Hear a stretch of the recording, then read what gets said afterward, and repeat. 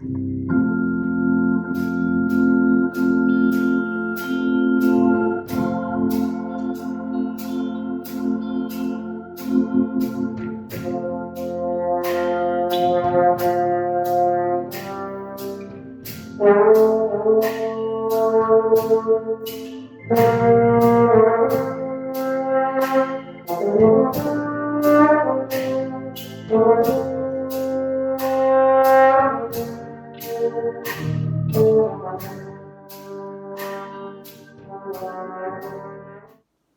morning and welcome to Sunday School with Second Missionary Baptist Church of Battle Creek, Michigan. We invite you to join with us as we study from the Believe edition. This is what our church has been using. We welcome you. Each of the teachers each week is going to be presenting a lesson in their own words, and we are talking about the fruit of the Spirit. So we hope you will enjoy this and participate. If you do not have the materials, if you will email the church, we will email them to you and you can participate in your own way. So thank you again, and I'll turn it over to the instructor. Greetings and thank you for joining me this morning for our time of Sunday school.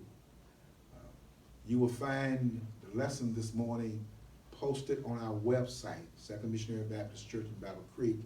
If you go to the website on the resource link, you will find the outline of this lesson. If you are a member of the church, you should have this outline in your email.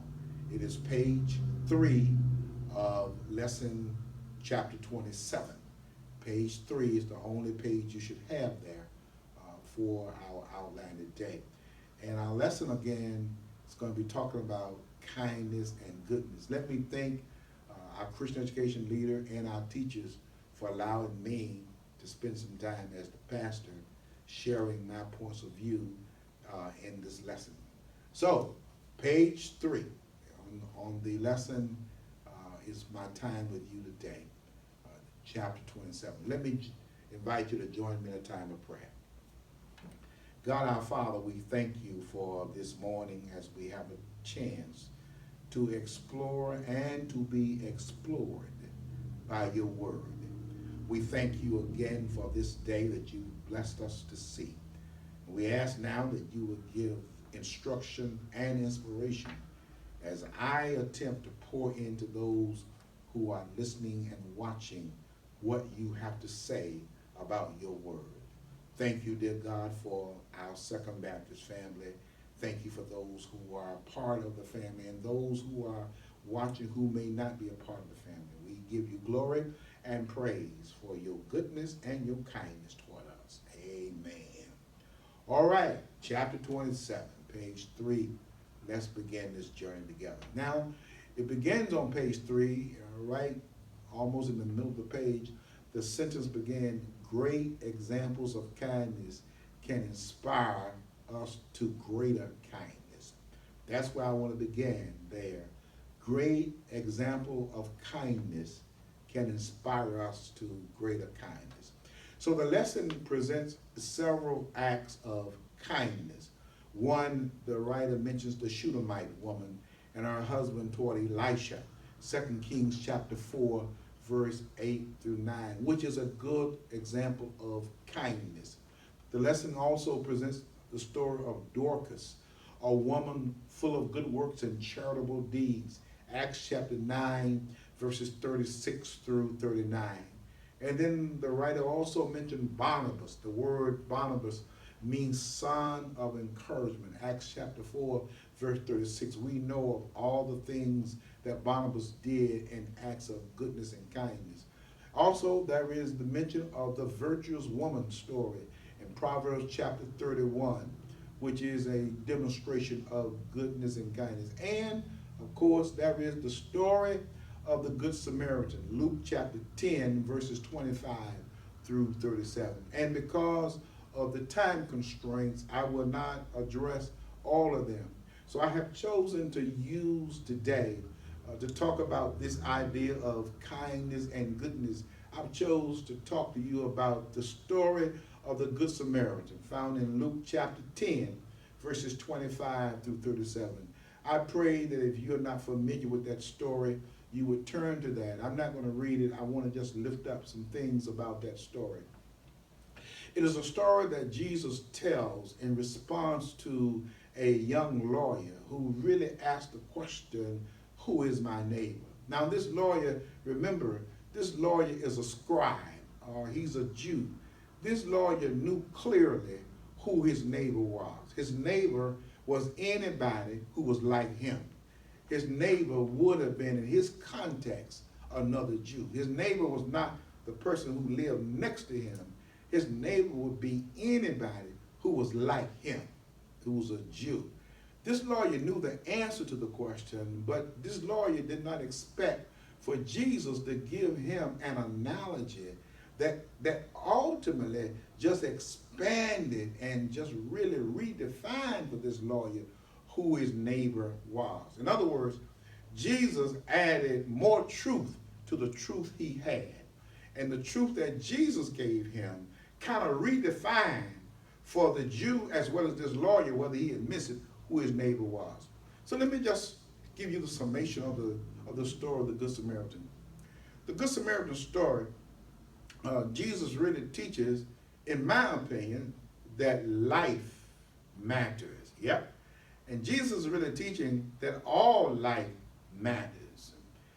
Life are lives that have been wounded, lives that have been hurt, lives that have been left on the road of life, lives that have been oppressed, lives that have been experienced racial injustices. Jesus says life matters when we make the life that's in need matter the most. Yeah, that's what Jesus is. That's what Jesus is really teaching. Life matters according to the life that is in the most desperate need at that moment. That life matters. And unless that life matters, no life matters. Jesus is really laying this out for us in this Good Samaritan story. And in this story, Jesus tells the story that a man falls on the road of Jericho, and he falls as a result of thieves. Thieves robbed him. Thieves confronted him and robbed him and beat him up and left him for dead on the road of Jericho. And the priest, the man of God, the priest comes by with his clergy collar on. And the Levite, in our church today, the Levite will be a deacon. But in that New Testament time, the Levite was almost like a priest. He just didn't have the title. But he was the right hand to the priest. The priest and the Levite sees the man on the road, and they look at him, but they left him on the road. And then this Samaritan comes back. This Samaritan. Now remember, apparently, the man on the road is a Jew. And the priest and the Levite is a Jew. And the Jew and the Levite left their brother laying on the road. But this Samaritan comes by, and in the context of a Samaritan, and let me use the question, they would call this Samaritan a half-breed. Samaritan was a person who was a result of an interracial relationship. Yep, the Assyrians married the Israelites because the Israelites were in captivity. And therefore, a person born with Assyrian descent and Hebrew descent, they became known as Samaritans. They were referred to as half-breed. They were multiracial people. So this Samaritan sees this man on the road, and he apparently discovers, he knows that this man's a Jew. But he finds that out. Doesn't make any difference to me. And so he gets off his animal, he goes over to the man, picks the man up, binds his wounds, takes him to town, put him in a hotel, pays the hotel bill, tells the innkeeper, now when he gets better and gets ready to leave, if he owes anything, put it on my account. And Jesus says, now you tell me, in essence, who was the real neighbor between the Samaritan and the priest and the Levite? That's where the story is. So let me just suggest a couple things here. I think the lesson teaches that race should never matter when there's an opportunity to help. Race should never matter when there's an opportunity. If you do not like me because my eyes are brown and because my hair, well, the hair I used to have, is kinky, if you do not like me because of that, nothing I can do about that. If you don't like me because I am unlearned, I can do something about that. I can go over to KCC or Western, get a little education, and I can be a little smarter and acceptable.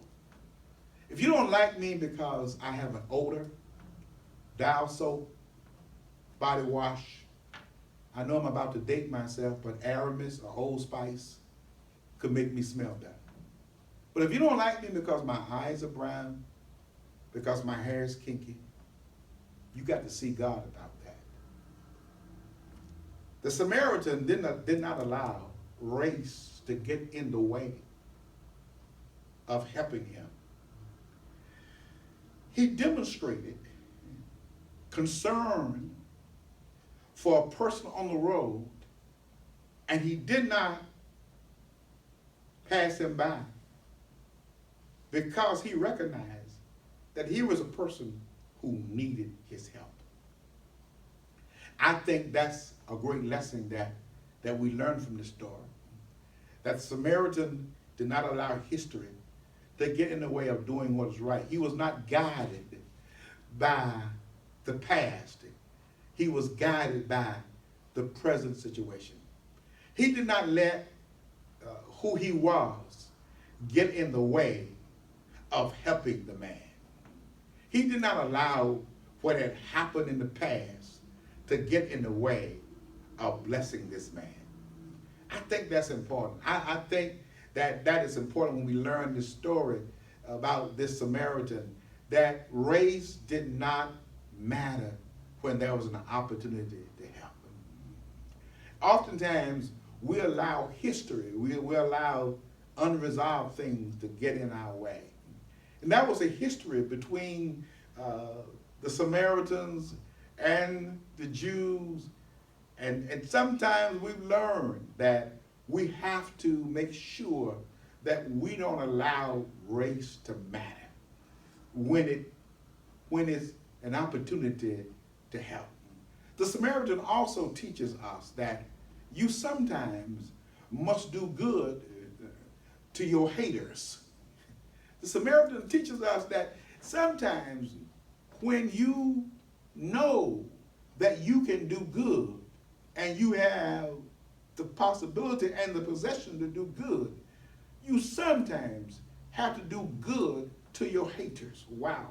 I think that's something in the Bible as Christians, is it not? The Bible says that we have to love our enemies. We have to bless those that curse us. We have to pray for those who despitefully use us.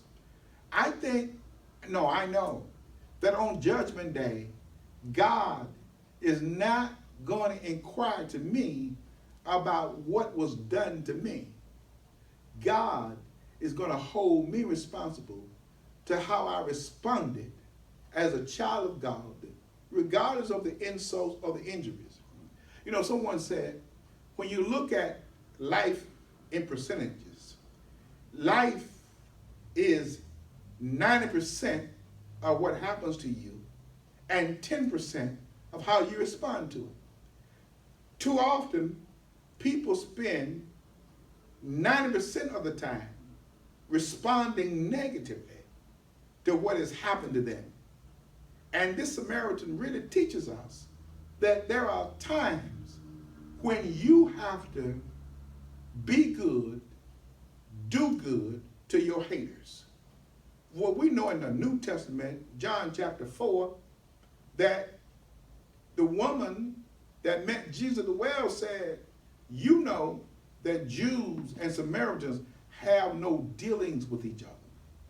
Well, I think it's so important, in my opinion, that when we are children of God, we demonstrate that there are times and seasons in our lives that we have to be good, be kind to our haters. Here is, I think, another principle that comes out of this story, that when you are a child of God, you oftentimes have to do good, not looking or expecting for that to return back to you. I think one of the most altruistic moments in the life of a believer is when we are kind and when we are good toward persons who have no way of returning back to us whatever we have given them. I think that Samaritan really teaches us that. I am sure it does. That this Samaritan did not know how this Jew was going to respond to his kindness and his goodness. But I don't think it made any difference to this Samaritan on whether or not this Jew was going to say thank you or send him a thank you note. You know, I laugh at that sometimes. Because sometimes we get offended that people don't send us a thank you note for us being kind and good. Now, I know as humans, we all want people to thank us. But here's where I am with that. When I do good, and I do it authentically, if you don't send me a thank you note, if you don't tell me thank you, I'm good. Because I did it from the sense of my Christian conviction that I was in a place to do good. Here is something else I think. That the Good Samaritan also redefines for us what religion really is. Because oftentimes we focus more on our titles. That our title sometimes is a contradiction to our testimony. The priest and the Levite, I don't know, were they in a hurry trying to get to Jerusalem to church? Or were they in a hurry because they were coming from church and had something to do? I don't know. But I do know that the Levite and the priest who had the title left them on the road. Sometimes our religion can be more about our titles than our testimony. And when we don't do good, when we have an opportunity to do good and we carry these titles, then oftentimes we give our titles a bad testimony. I think that teaches us that. This Samaritan made the sacrifice. I want to suggest to you that perhaps this Samaritan responded to this Jew the way he has sensed God had responded to his own life. And I think that's how and why we do good. We do good because of the good that has come our way. This Samaritan shows us that you have to learn to care for people, not just because of who they are. Care for them because of what they need from you. He does not allow the pain of the past, the history to get in the way. I think this story really examines us about our religion and being authentic in our religion. Because the Good Samaritan is a Good Samaritan, not because of who he was. He was a Good Samaritan because of what he did. And also recognize this Good Samaritan teaches us that sometimes you got to do good to your haters, as hard as it may be. And you got to do good, not always expecting that good to come back to you. I promise you, it will come back to you. It'll come back to you in ways that you would never know. I think this lesson says, and I love the key idea, I choose to be kind and good in my relationship with others. I choose to be that way. I choose to be kind and good with others because of the goodness that has come my way. I choose to be good and kind with others because of the goodness I've experienced with God. I choose to be good and kind to others, not because of my title, but because of my testimony. And so therefore, just like this Samaritan, I want to demonstrate in being kind, being good, what it really looks like when you look beyond who people are and you do what you do because of who you are on the inside. Well, listen, my time is up. I appreciate you letting me spend time exploring and examining this story. I got to leave you now because I got to preach in about 15 minutes.